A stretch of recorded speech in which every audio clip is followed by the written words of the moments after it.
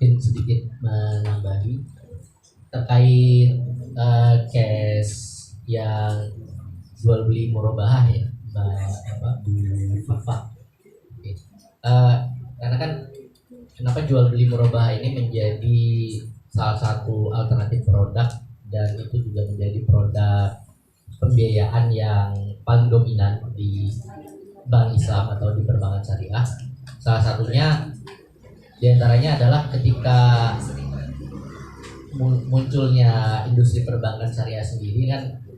Ini kan industri perbankan yang sudah punya sistem yang sudah berjalan sebagai lembaga intermediary, lembaga perantara keuangan yang sudah berjalan menggunakan sistem bunga. Kemudian kita pengen membuat lembaga keuangan yang menggunakan tidak menggunakan bunga atau menggunakan sistem yang berbasis syariah, sehingga otomatis yang paling mungkin dilakukan adalah istilahnya mungkin diislamisasi. Jadi form bentuk yang sudah ada dicari mana yang ketidaksesuaiannya di mana. Misalnya ketidaksesuaiannya adalah penggunaan bunga, nah maka penggunaan bunga ini diganti dengan penggunaan alternatif yang itu sesuai dengan syariah.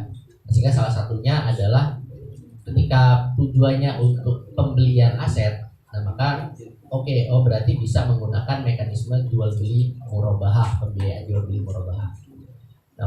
Nah, tapi ternyata dalam prakteknya, kalau boleh saya case-nya di Indonesia, dalam prakteknya lembaga keuangan, khususnya perbankan, mungkin Pak Sony juga jauh lebih paham, itu adalah lembaga keuangan yang sangat rigid sekali peraturan terkait rule of the game-nya. Bahkan sampai ada undang-undangnya sendiri khusus tentang itu. Jadi hukum perbankan itu sangat rigid sekali. Yang mana hukum perbankan yang sudah ada ini mengatur bank itu ya sebagai lembaga perantara keuangan, jasa keuangan. Bank itu tidak dimungkinkan dalam sistemnya itu untuk melakukan jual beli barang. Gitu. Jadi itu menjadi kendala ketika mengadopsi pembiayaan murabahah. Dan ini sebenarnya kan itu yang menjadi solusi gitu. Kita bisa pakai pembiayaan murabahah. Nah, sehingga pada akhirnya berdasarkan keputusan fatwa dari Majelis Ulama, akhirnya diberikan akad tambahan untuk melengkapi tadi, yaitu dengan tadi yang disampaikan oleh Pak Dimas, dengan yang namanya ada perjanjian untuk membelikan dan sebagainya. Padahal ketika secara rule hukum positifnya itu mungkin bisa mengadopsi bank itu boleh melakukan menyetok barang, membeli barang, kemudian menjual kembali, itu diperbolehkan. Saya rasa akan praktek murabahah, pembiayaan murabahahnya akan menjadi lebih ideal gitu. Tapi kalau kita lihat perkembangan hukumnya sepertinya tidak ke arah ke sana gitu, tidak ada arah untuk ke situ. Nah, sehingga akhirnya bank perbankan syariah juga berinovasi. Tidak hanya udah kita pasrah seperti ini, maka mencari alternatif lain. Kalau untuk pembelian suatu aset, maka bisa nggak kita gunakan alternatif lain selain menggunakan mekanisme murabahah. Nah, waktu itu pernah sempat diinovasi oleh BNI Syariah, itu menggunakan mekanisme antara perbankan membiayai proyek dari developer perumahannya. Jadi bekerja sama, perbankan ini membiayai proyek developer perumahannya, seolah-olah perbankan yang berpartner gitu dalam suatu proyek perumahan. Kemudian proyek perumahan ini yang dijadikan aset untuk aset jual belinya. Atau ada alternatif yang lain juga, sekarang sudah cukup berkembang, mungkin sebagai pengetahuan kita bersama, selain menggunakan akad jual beli murabahah, sekarang sudah ada akad yang namanya musyarakah mutanabisoh. Jadi tadi sempat disinggung Pak Dimas, ada yang namanya DP. Kan ketika untuk pembelian rumah itu kan sebenarnya si nasabah ini sebenarnya juga bayar berupa apa? Berupa DP. Misalkan DP-nya 30, kemudian bank ini membayar 70. Nah, sehingga bisa dibuat konstruksi akad. Ya udah, kita buat konstruksi akad seperti bahwasanya bank dengan nasabah ini sebenarnya mereka sedang urun dana. Untuk apa? Untuk membeli suatu aset, yang mana aset ini dimiliki oleh kedua belah pihak. secara de facto. Tapi secara yuridisnya balik lagi karena sistem hukumnya tidak mengakomodir, maka tetap nama dalam surat bukti pemilikan itu menjadi di salah satu pihak, misalkan menjadi langsung namanya atas nama nasabah. Tapi secara de facto itu mereka pemiliknya adalah dua, dan pada kurun waktu tertentu si pemilik yang 30% ini akan membeli kepemilikan daripada si bank. Misalkan 70% dari bank ini akan dibeli dalam kurun waktu 5 tahun gitu. Maka 5 tahun ini dibagi, 70% ini dibagi menjadi 5 tahun. Setiap bulan dilakukan pembelian, dibeli, dan ada si bank ini pada akhirnya mendapatkan apa pendapatannya? Bank mendapatkan sewa atas apa? Atas aset yang masih dimiliki. Nah, kemudian nasabah pada akhirnya menyewa atas aset yang masih dimiliki oleh bank tadi.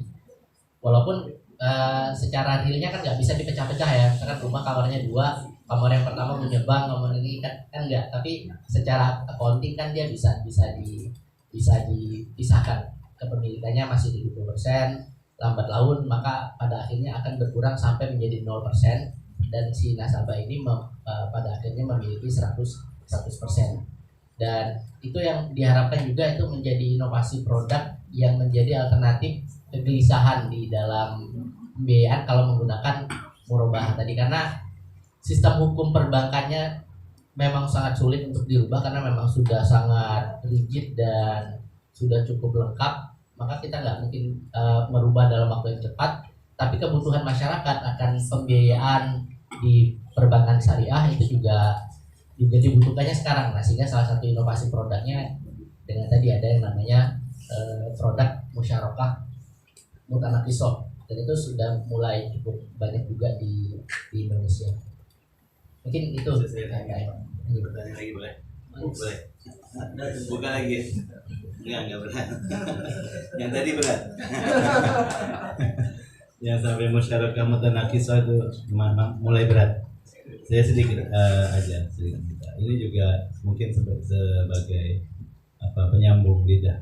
Nah, buat teman-teman di sini ada beberapa, saya kira secara prinsip itu sangat-sangat relevan ya, dan kita belajar sesuatu yang sangat signifikan.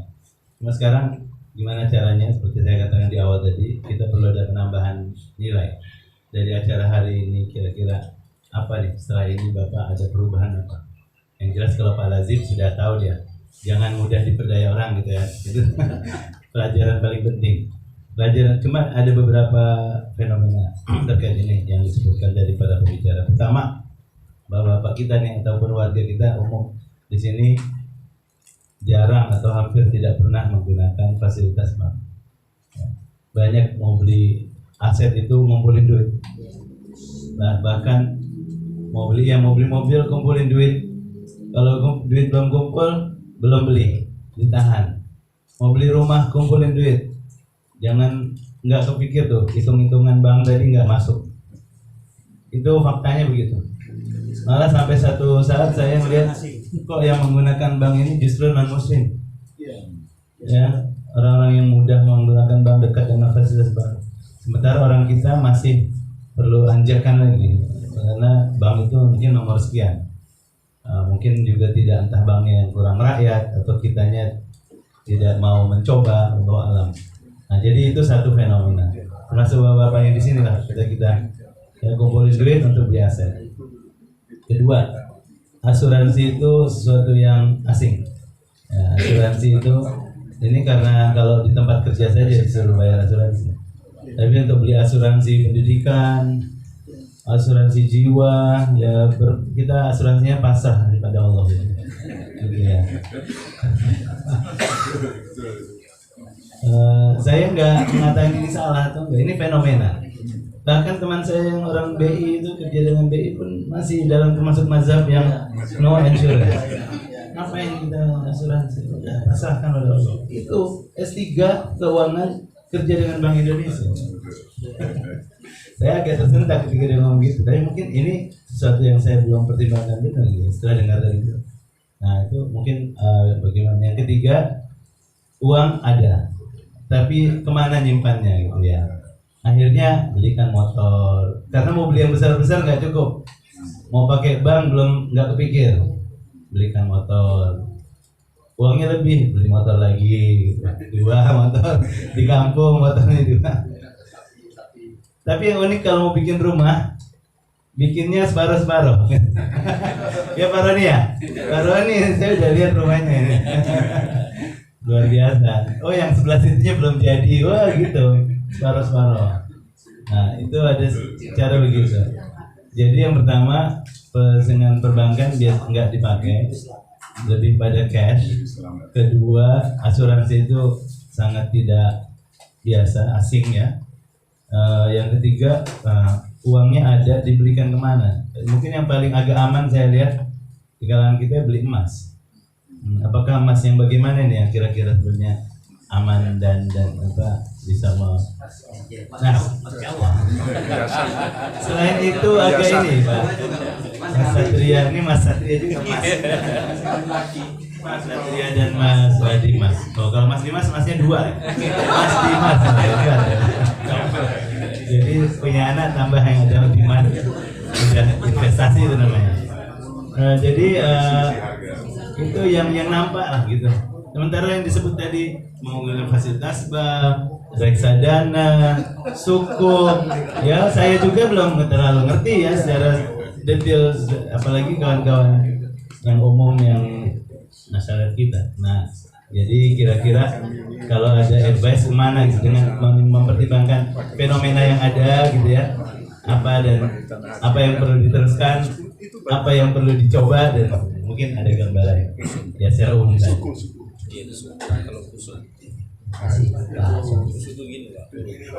Mungkin sebelum saya tanggapi, saya mau menambahkan terkait investasi tadi ya Pak Nazim. Kalau saya lihat tadi kasusnya Pak Lazim bukan dalam konteks investasi di produk-produk keuangan, tapi mungkin investasi dalam konteks bisnis seperti itu ya Pak. Kalau investasi dalam produk keuangan sebenarnya cukup patokannya yang pertama adalah kalau yang dalam produk keuangan pastikan memang si penyelenggara investasinya itu adalah yang berizin dan resmi seperti yang disampaikan Pak Dimas. Dan kalau kita dari aspek syariah juga pastikan jelas misalnya investasi keuangan itu underlying asetnya apa gitu, aset dasarnya apa. Sehingga salah satu yang masih hangat ini ada fatwa dari Majelis Ulama Indonesia dan juga ada keputusan dari Majelis Tabligh PP Muhammadiyah terkait cryptocurrency itu kan dulu belinya tahun 2010 belinya mungkin cuma 1 Bitcoin itu mungkin cuma hanya Rp50.000 gitu. Kemudian tahun 2020 itu naik mungkin sampai berapa Pak Dimas? Ratusan juta ya, sampai ratusan juta satunya gitu. Nah itu kan sangat menggiurkan sekali gitu. Saya juga kenapa saya nggak tahu ya dulu ya tahun 2010 gitu.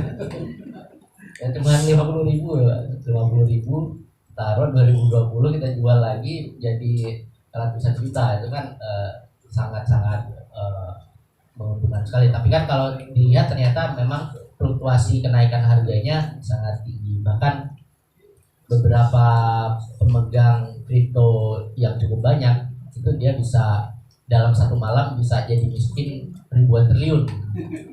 Malam ini mau tidur masih punya uang 2.000 triliun, tiba-tiba bangun tidur uangnya udah tinggal 500 gitu. Nah, itu sangat mungkin sekali. Sehingga untuk investasi di sektor keuangan salah satunya memang asetnya. Sehingga akhirnya di fatwa MUI dan juga keputusan dari Majelis Tabligh sendiri memang masih tidak membolehkan investasi dalam kripto tadi, karena bukan cuma masalah, karena tidak semua yang online atau semua yang digital itu nggak boleh gitu kan. Sebagaimana kita dulu mungkin kita melihat pasar modal, kita melihat saham dulu itu kan image-nya saham itu judi atau apa, tapi kan makin kesini setelah masyarakat sudah cukup tahu, sudah teredukasi, saham itu ya ada ininya gitu. Misalkan saya beli sahamnya eh, suatu perusahaan gitu, perusahaan Indofood gitu. Ya Indofood itu kan ada pabriknya, ada produksinya, ada macam-macamnya, sehingga jelas asetnya apa. Sedangkan kripto ini dianggap belum halal, tidak bisa dihalalkan karena memang belum jelas ini aset, underlying asetnya apa, atau aset yang menjadi dasar dari nilai tersebut itu apa, sehingga ini yang masih pada akhirnya menjadi perdebatan. Nah, sedangkan kalau dalam konteksnya investasi bisnis, nah ini yang investasi bisnis itu ya memang harus siap untung dan siap rugi. Nah, ketika ada masalah-masalah biasanya memang lebih ke masalah ke personalnya si pelaku bisnisnya. Nah, sehingga yang perlu dipastikan ketika mau investasi dalam konteks bisnis, misalkan membeli suatu franchise atau mungkin memodali suatu bisnis tertentu, maka paling tidak dua aspek hukum ini yang harus diperjelas. Yang pertama, hukum secara syariahnya. Jadi kontraknya apa? Kontrak secara syariah. Apakah ini memodali, kemudian nanti dari modal ini dikelola oleh si pelaku bisnis ini, kemudian kita berjanji di awal nanti untungnya kita bagi 50% ya. Itu kan harus jelas itu kontraknya di awal. Jangan ketika itu tidak jelas, misalkan nih saya modalin gitu, kemudian baginya berapa? Ya nantilah suka-suka kamu gitu. Kan itu kan tidak ada kejelasan secara aspek kontrak dan secara syariah. Atau kalau secara syariah kita sering istilahkan itu dengan yang namanya kerjasama bagi hasil mudorobah atau musyarakah. Kalau musyarakah berarti kan modalnya lebih dari satu pihak. Sehingga itu harus ada kejelasan di awal terkait ini bentuk akadnya apa. Apakah menginvestasikan atau apakah sebatas meminjamkan. Misalnya kalau meminjamkan berarti kan kita tidak punya hak untuk menuntut imbalan. Karena kan kita sifatnya minjemin gitu. Nih kamu pinjemin uang 1 juta untuk bisnis. Nah, berarti kewajiban dari yang minjem itu adalah untuk mengembalikan 1 juta. Walaupun dia untung ataupun rugi, maka kan dia tetap punya utang. Tapi kita tidak punya hak untuk apa? Untuk meminta imbalan. Sehingga apakah ini akadnya investasi atau akadnya bisnis itu harus, atau akadnya pinjam meminjam itu juga memang harus diperjelas.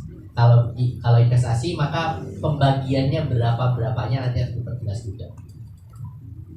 Biasanya yang agak subhat kalau misalkan ini, nih saya modalin ya 1 juta, nanti balikin kamu kalau untung balikin 1.200.000. Itu kan berarti 200-nya itu subhatnya adalah 200-nya ini apa?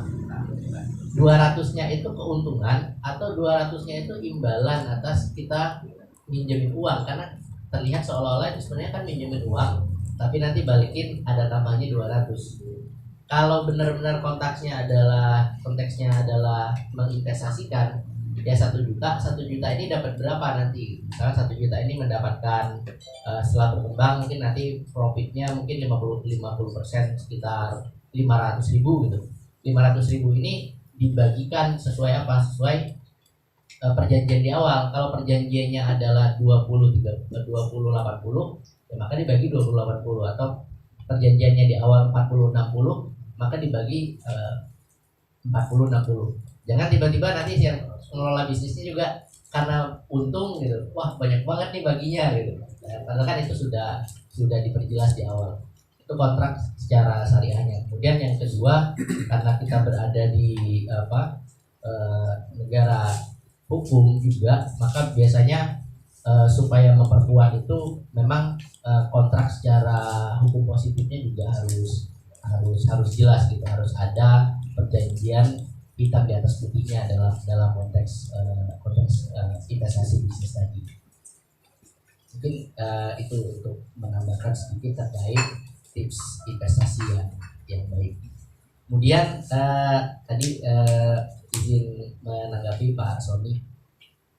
Memang kami tadi menyampaikan beberapa alternatif terkait pengelolaan keuangan.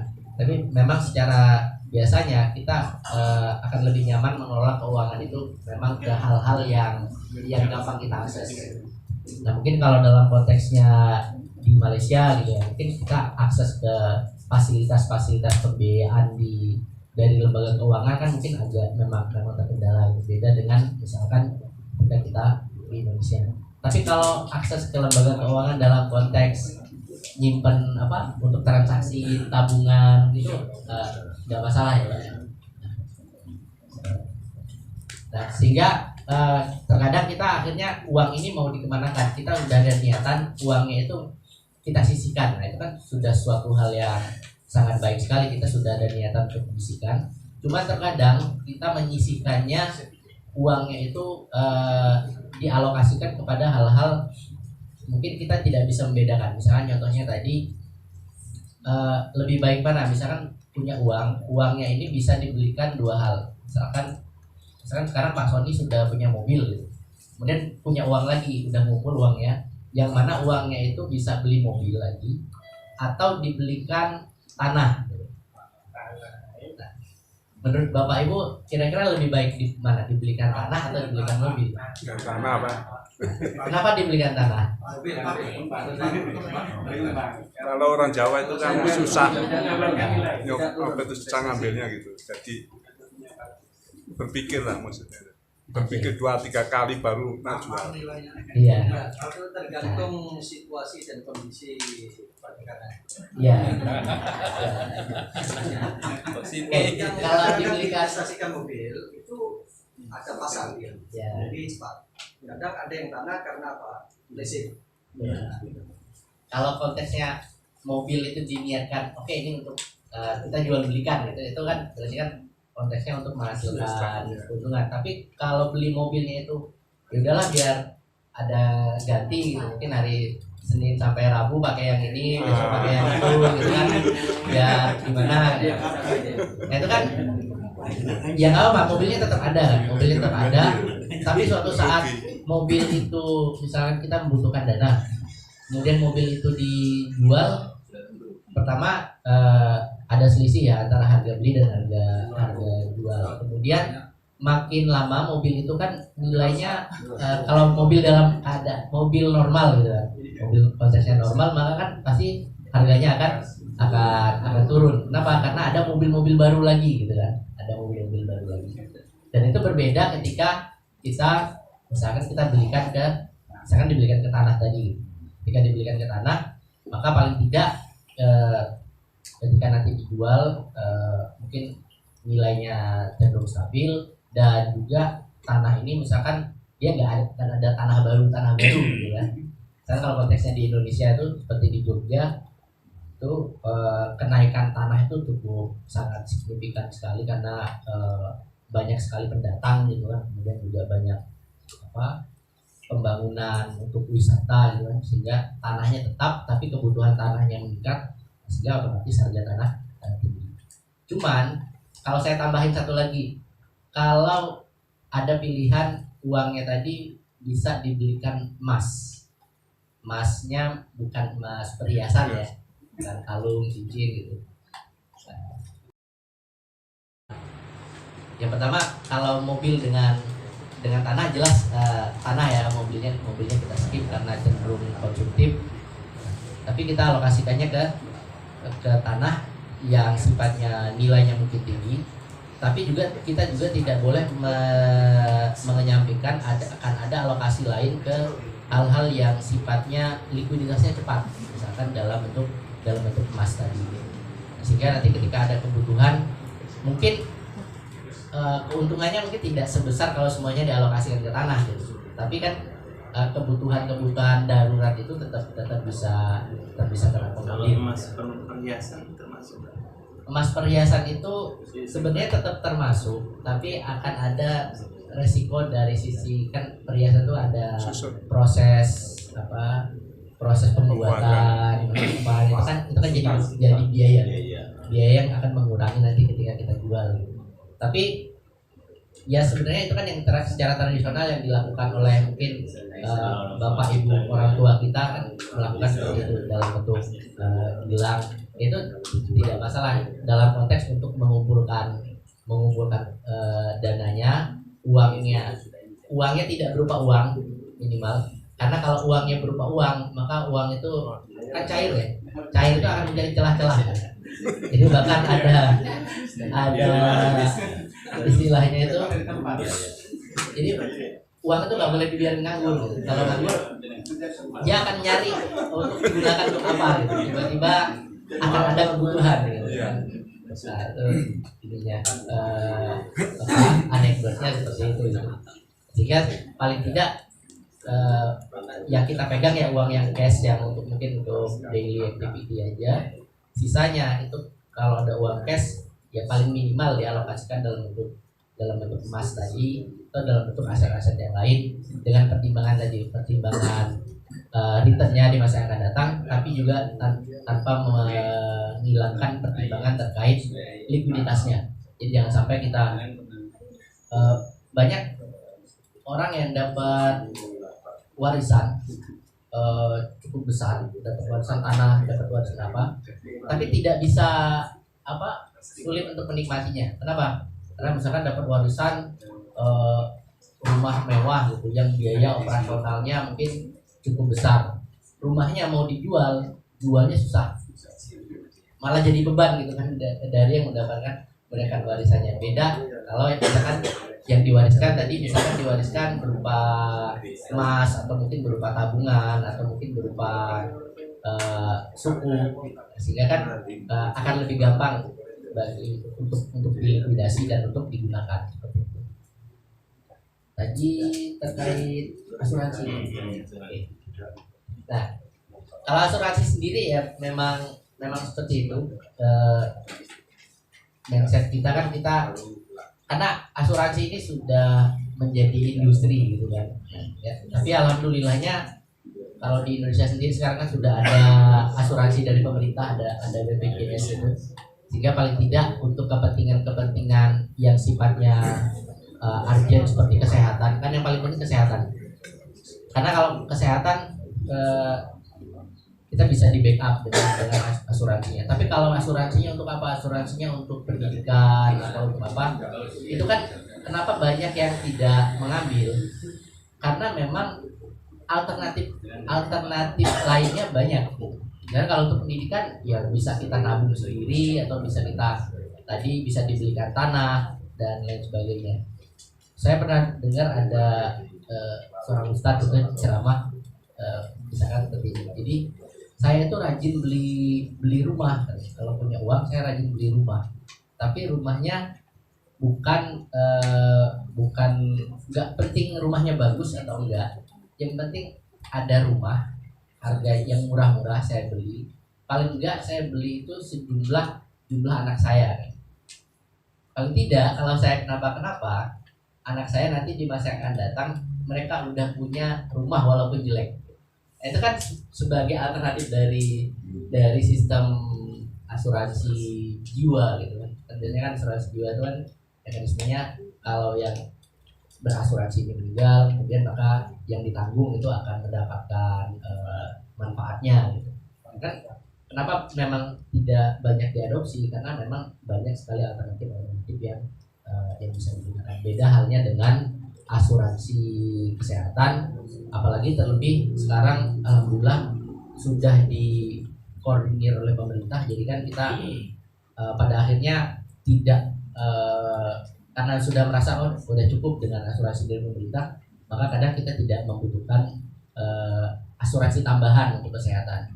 Walaupun kadang asuransi tambahan untuk kesehatan itu kadang biasanya memberikan fasilitas yang lebih dari fasilitas kalau dapat menggunakan asuransi pemerintah. Tapi kan kadang mindsetnya ya udahlah, namanya sakit yang penting sudah layak gitu aja kan, intinya sistem pengobatannya sudah cukup gitu. Sehingga itu memang bukan satu hal yang salah sih Pak Sony tidak berasuransi tadi, tapi minimal dengan ikut asuransi dari pemerintah itu sudah cukup baik. Karena sistem BPJS itu juga sejalan dengan istilah takaful ya, saling menanggung. Karena memang kan jadi kan banyak penyalahgunaannya itu seperti karena misalkan mau melahirkan akhirnya baru daftar karena untuk mendapatkan manfaat itu ya sebenarnya nggak masalah. Tapi setelah melahirkan nggak lanjut lagi gitu, nggak di nikah gitu. Nah sehingga konteks saling menanggungnya itu tidak berwujud. Ya kalau hemat kami ya minimal menggunakan asuransi yang disiapkan pemerintah itu sudah cukup. Kalau yang lain-lainnya itu banyak alternatif alternatif lain yang bisa digunakan, alternatif instrumen keuangan, bahkan instrumen-instrumen non keuangan seperti tanah, ternak dan lain sebagainya itu bisa banyak digunakan sebagai model untuk membackup kepentingan kita di masa yang akan datang. Itu mungkin.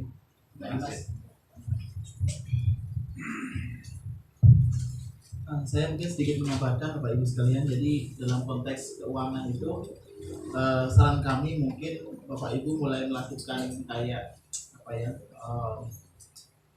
mapping atau pemetakan manakah yang menjadi aset lancar, aset tidak lancar, aset yang sangat tidak lancar. Jadi aset lancar ini yang saat ini langsung bisa dicairkan, misalnya uang tunai. Ini aset lancar. Yang kedua aset tidak lancar, nah ini yang tadi mungkin berbentuk emas, mungkin berbentuk tanah. Konteksnya tanah ini bisa berbagai. Ada yang tanah memang dia cepat dijual, atau tanah yang sifatnya investasi jangka panjang. Dan ketiga adalah aset yang tidak lancar, ini namanya long term ya, jangka panjang. Nah tinggal proporsinya Bapak Ibu atur mengikuti tadi goals tadi.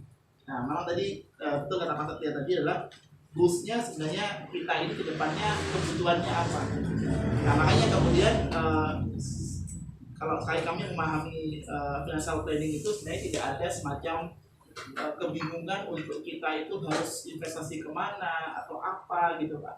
Tapi sebenarnya kebutuhan kita tuh apa sebenarnya, dan kebutuhan kita ini apakah bisa kemudian terakomodasi oleh fasilitas yang ada saat ini gitu Pak. Nah jadi ibaratnya kita kayak mau makan banyak menu, kita menu yang mana gitu. Nah kalau kita sudah tahu kita mau makan senengnya yang A, itu dan menu kita dari yang A gitu. Nah sehingga tidak kemudian menjadi harus ke bank, harus tidak bank. Saya kira ini hanya masalah alternatif saja. Tapi kalau seandainya Bapak Ibu sudah berusia agak senja, kami tidak menyarankan untuk berhubungan dengan bank gitu. Karena bank ini biasanya membebankan sebuah biaya administrasi yang besar dan juga asuransi yang tinggi ketika kita sudah di atas 40 tahun karena resikonya tinggi. Dan yang kedua dari segi plafonnya juga akan sangat kecil karena mengingat resiko yang dibebankan. Yang ketiga, perbankan itu lembaga yang sangat rigid sekali dia, seperti Pak saya katakan sangat ketat sekali. Nah, sehingga sekali kita tidak bisa memenuhi kewajiban, maka dia akan sangat tega kadang-kadang. Bahkan perbankan syariah pun ada praktek-praktek yang kalau kita akadnya murabahah Bapak jual beli, ketika kita gagal bayar, ya tetap kita harus membayar dengan aset kita disita. Dan kalau kita punya uang pun Pak, itu juga tidak bisa langsung langsung melunasi juga gitu. Jadi misalkan Bapak mau hutang 10 tahun, karena 5 tahun sudah punya uang sebenarnya. Nah jadi 5 tahunnya mau kita percepat gitu. Nah itu perbankan saya nggak mau juga Pak. Jadi karena dia nggak mau rugi gitu. Nah ini juga tidak semudah yang kita pikirkan gitu. Nah masih juga ada case-case juga di belakangan juga. Banyak rekan kita yang dirugikan juga karena ketika walaupun dia sudah melunasi lebih cepat tetap bebannya tinggi Pak, sama seperti halnya dia ketika harus membayar sekian sampai lunas seperti halnya kontrak gitu. Nah sehingga saran kami kalau Bapak Ibu sudah tidak bergabung sama bank, saya bersyukur sebenarnya karena berarti Bapak Ibu sangat dikuatkan untuk bisa membeli secara tunai, ini malah bagus sekali. Yang kedua untuk asuransi, karena akadnya tabaruk, saling tolong-menolong, maka sebenarnya niatnya bukan untuk di konvensional. Kalau konvensional itu sifatnya kan kayak kita tuh diganti rugi oleh perusahaan asuransi dan setelah itu sudah tidak tanggung jawab. Nah, kalau di sini kita sifatnya saling tanggung renteng Pak. Jadi terus kayak kita di kampung, gitu, ada satu yang meninggal, ada yang saling menanggung satu sama lain. Tapi memang dia agak rigid Pak. Jadi ketika sudah ada semacam peristiwa yang merugikan, biasanya prosesnya agak lama Pak. Jadi ini terjadi waktu mertua saya meninggal beberapa bulan yang lalu. Beliau mengikuti asuransi prudensial syariah, Pak. Jadi prudensial syariah itu asuransi syariah juga, Bang Doni. Jadi ketika beliau itu rutin membayar setiap bulannya 500.000 gitu. Jadi ketika beliau berpulang mau ngurusnya itu rumit sekali. Harus minta surat ini, surat itu, harus difoto. Kita nggak tega, Pak, secara Pak. Ya orangnya sudah begitu kok orang gitu loh. Maksudnya kita pun emosi akhirnya gitu loh. Jadi kadang-kadang asuransi ini juga kurang manusiawi juga gitu loh. Dan juga dari sisi prosedural itu seakan-akan kayak dipersulit, padahal sebenarnya itu hak kita, gitu. Uang itu uang kita. Nah mungkin saran saya tadi betul Pak Satria, barangkali asuransi ini tidak harus ke perusahaan asuransi gitu. Mungkin juga asuransi yang sifatnya taruhan, jadi bukan aset tadi yang tidak lancar atau aset yang setengah lancar itu selesai langsung jual, urusan selesai gitu. Di kampung-kampung itu banyak asuransi khairat ya, kematian. Ya. Jadi dalam komunitas ada yang meninggal semua. Itu malah lebih bagus seperti itu. Artinya memudahkan dan memanusiawikan. Lalu yang terakhir untuk masalah uang, mau kemana? Mungkin konsepnya kita balik, Bapak Ibu, dari aset ke liabilitas, kita balik dari liabilitas ke aset. Maksudnya kita dalam waktu lebih kurang 10, 20, 30, 40 tahun ke depan, kira-kira ada kebutuhan apa? Nah sekarang Bapak Ibu lebih paham, keluarga, anak-anak, mungkin ibadah dan sebagainya. Lalu tarik ke belakang, kira-kira ada kebutuhan sekian, saya perlu aset berapa? Saya berarti harus mengembangkan ke dalam instrumen apa beli emas nantinya, atau mungkin ditabung di bank syariah saja, atau mungkin dibelikan tanah. Nah itu berpulang kepada nanti kebutuhannya akan berapa tahun akan dipakai. Nah sehingga ketika sudah saatnya dipakai, uang itu akan cair dengan sendirinya dan sesuai dengan kebutuhan kita. Jadi dibalik mindsetnya bukan aset liabilitas, tapi dari habis dulu dibalik dari kewajibannya atau kebutuhannya apa, lalu butuh aset berapa untuk memenuhi kebutuhan itu di masa datang. Nah, sebenarnya itu akan fleksibel dan akan memberikan kita sebuah keleluasaan untuk mengalokasikan ke dalam bentuk-bentuk apa. Tinggal masalah edukasi mungkin Bapak Ibu ya, artinya instrumennya apa, biayanya berapa, resikonya apa. Mungkin itu yang perlu nanti dengan aplikasi tadi yang sudah saya sampaikan. Bapak Ibu ada waktu silakan bisa di-download, nanti bisa lengkap semua, Pak. Termasuk juga kalkulatornya, Pak, cara menghitung angsuran, pinjaman, pas juga berapapun di situ ada semua. Begitu daerah concern itu. Oh ya, mau Pak. Menarik lagi asuransi ini sebenarnya menjamin kita atau menyengsarakan kita ini. Karena di Indonesia asuransi contoh saja asuransi mobil. Kita mau nyambung STNK harus asuransi. Karena apa? Nggak ditekankan. Kalau di Malaysia harus asuransi dulu, baru nyambung STNK-nya. Kalau nggak itu susah. Nah, di situ saja sudah terlihat bahwa asuransi di Indonesia adalah suatu sistem yang menyesatkan. Jadi alangkah baiknya kalau Bapak itu bisa istilahnya apa itu mendeklarasikan gitu, atau mempengaruhi siapa saja yang orang Indonesia itu yang akan disengsarakan tersebut itu di apa itu dikasih edukasi supaya tidak sengsara ini. Jadi itu memang sengsara Pak asuransi di Indonesia. Kadang apa ya seperti tadi mau klaim saja susah, kadang-kadang di repot-repot sudah dipotong berapa persen. Saya kemarin coba aja itu asuransi pendidikan kalau ke anak sudah dipotong itu baru di tengah jalan itu sudah 4 juta atau 5 juta aja sudah dipotong 1 juta dalam proses katanya prosesi. Jadi di situ memang betul asuransi Indonesia. Nah itulah kan baru sudah selesai baru keluar. Nah karena saya sudah takut belum waktunya saya potong aja gitu. Karena menyengsarakan tadi gitu. Tapi ada sengsara yang bawa nikmat. Jadi kalau bisa itu asuransi di desa apa saja itu yang mensyaratkan selain asuransi BPJS. BPJS kan mungkin ada dikendalikan oleh pemerintah, jadi agak lumayan sedikit. Seperti prudensial apa semua itu banyak itu Pak, sampai akhirnya lari ke Malaysia punya utang ini berapa miliar itu. Kita punya asuransi kan sebenarnya. Jadi kayaknya di mana sistem di Indonesia ini saya pun kurang tahu itu. Ini perlu ada kajian khusus nih Bang. Nah, lanjut ya. Lanjut Kajian. dia. Yang lain. Aduh, Dr. Zubaidi. Ustaz.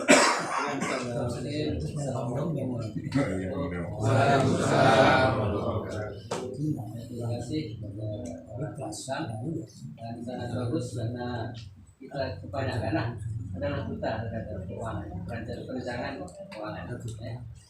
Walaupun mungkin belajarnya tinggi tapi fail biasanya dalam keuangan. Oke, mungkin saya rasa perlu ada mungkin panduan. Kalau ada panduan tentang apa itu keuangan syariah dan juga praktek-praktek yang istilahnya baik itu yang bukan syariah yang syariah, sehingga kita tahu apa. Contoh dari segi deposit, bagi deposit saja.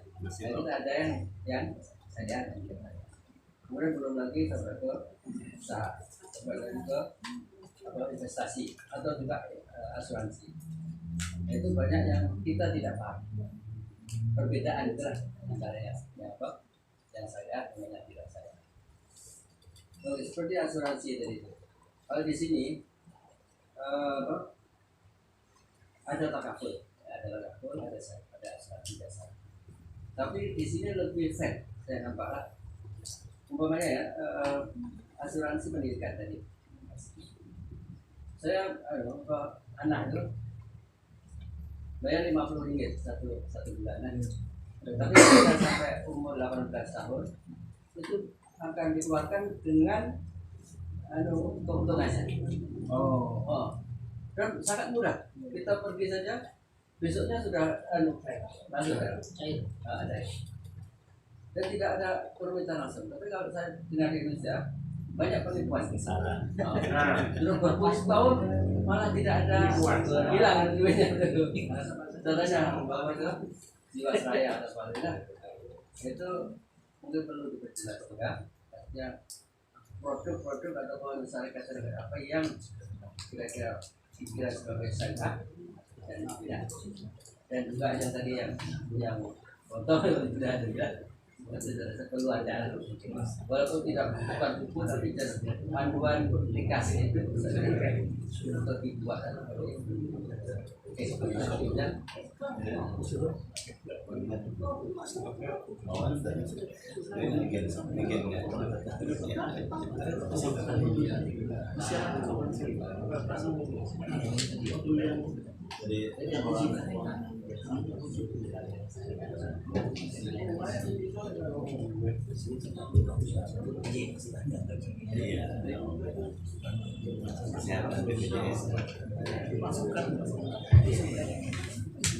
Baik, terima kasih Pak Zubaidi. Yang pertama untuk terkait mungkin modul atau bagaimana kita mengetahui mana yang syariah atau tidak. Sebenarnya ada beberapa sudut pandang. Yang pertama adalah kita bisa melihat dari sudut pandang kelembagaan. Misalkan kalau kita kan ada misalkan di lembaga keuangan ada perbankan, ada yang konvensional, ada yang syariah. Nah, maka otomatis ketika ada perbankan syariah, maka perbankan syariah itu pasti ada yang namanya ketentuan-ketentuan yang harus dipenuhi supaya sesuai dengan syariah. Sehingga di perbankan syariah sendiri ada yang namanya ada dewan pengawasnya, dewan pengawas syariah, dan semua produk perbankan syariah atau lembaga-lembaga keuangan syariah lainnya itu juga harus sepersetujuan dari komisi dari dewan syariahnya, dari komisi. Kalau di Indonesia ada Majelis Ulama Indonesia, Jadi Majelis Ulama Indonesia mengeluarkan fatwa terlebih dahulu bahwasanya misalkan produk deposito, ini produk deposito menggunakan akadnya kerjasama bagi hasil, mudorobah, atau menggunakan akadnya titipan, sebatas titipan wadiah, itu diperbolehkan, dihalalkan, dasar pertimbangan hukumnya apa. Nah setelah keluar fatwa itu, baru perbankan ini boleh memasarkan produk tersebut. Pertama dari sudut pandang itu. Begitu juga di kelembagaan, misalkan di pasar modal sendiri sekarang juga ada yang namanya screening terkait pasar modal yang sesuai dengan syariah. Saham-saham apa yang sesuai dengan syariah sudah ada screeningnya seperti itu. Pertama paling tidak yang paling gampang kita menggunakan sudut pandang tersebut. Karena sudah ada komisi fatwanya, kemudian secara kelembagaan memang lembaganya mendeklar sebagai lembaga yang sesuai syariah. Walaupun mungkin dalam faktanya kalau kita menuntut yang ideal, mungkin kadang masih ada dalam prakteknya, karena memang ini industri yang baru, mungkin masih menuju ke yang ideal tadi, sehingga otomatis akan banyak kekurangan juga yang bisa kita yang bisa kita lihat, dan itu pasti tetap akan ada progres untuk terus disempurnakan. Sehingga kalau Bapak mungkin pengen melihat lebih lanjut, paling tidak untuk fatwa-fatwa terkait produk keuangan, mungkin nanti seharusnya ada kumpulan fatwanya, tapi bisa diaksesnya secara online, bisa dilihat di website dari Majelis Ulama Indonesia. Misalnya sudah ada semua fatwa produk lembaga keuangan, itu nggak mungkin bisa dipasarkan kalau tidak ada fatwanya. Bahkan ada beberapa produk keuangan yang fatwanya ada, tapi produk keuangannya tidak dipasarkan. Kenapa? Karena secara hukum syariah boleh, tapi secara industri keuangan masih banyak kendala untuk dipasarkan, untuk diterapkan. Dan untuk mungkin terkait kalau pengelolaan keuangan secara umum, secara general seperti tadi, bagaimana kita mengalokasikan dana-dana, kemudian mengalokasikan apakah itu yang sifatnya kebutuhan wajib sehari-hari, zakat, infak, sedekah posisinya di mana, kemudian batasan-batasan terkait penggunaan dana untuk hal-hal yang sifatnya kesenangan itu seperti apa, dan juga panduan pengisian, membuat catatan keuangannya. Mungkin nanti kami sudah sediakan di sini, bisa diunduh secara online. Ada buku agenda terkait pengelolaan keuangan. Jadi minimal ketika kita sudah ada niatan, sudah ada goals, maka salah satu instrumennya adalah dengan kita mencatat, baik itu mencatat keinginannya, target jangka panjang yang pendek ingin apa, dan juga mencatat realisasinya. Jadi pendapatan kita berapa, pengeluarannya berapa, semuanya bisa dicatat secara manual dalam buku pengelolaan keuangan, buku agenda pengelolaan keuangan secara syariah. So, bagaimana saya tahu bahwa saya mengelola keuangan itu sudah comply dengan syariah? Gitu. Atau dengan kata lain, apa yang harus kita lakukan supaya pengelolaan keuangan kita itu sudah sesuai dengan syariah? Apalagi buat kita yang orang awam ini, harus itu sebetulnya yang kita harus tahu di awal gitu. Gitu Pak.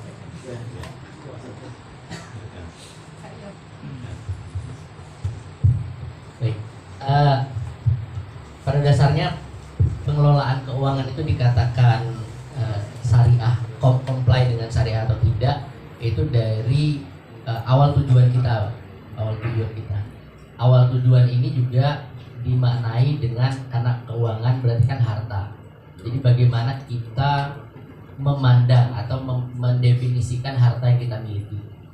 Sehingga di dalam Al-Quran sendiri itu banyak sekali dipertegas bahwasanya apa yang ada di langit dan di muka bumi ini itu pada hakikatnya adalah milik Allah semata. Nah ini kalau kita interpretasikan dalam pengelolaan harta, jadi ketika kita meyakini bahwasanya apa yang ada di semua yang ada di muka bumi ini adalah milik Allah, maka paling tidak kita secara nilai tauhid kita sudah sangat meyakini.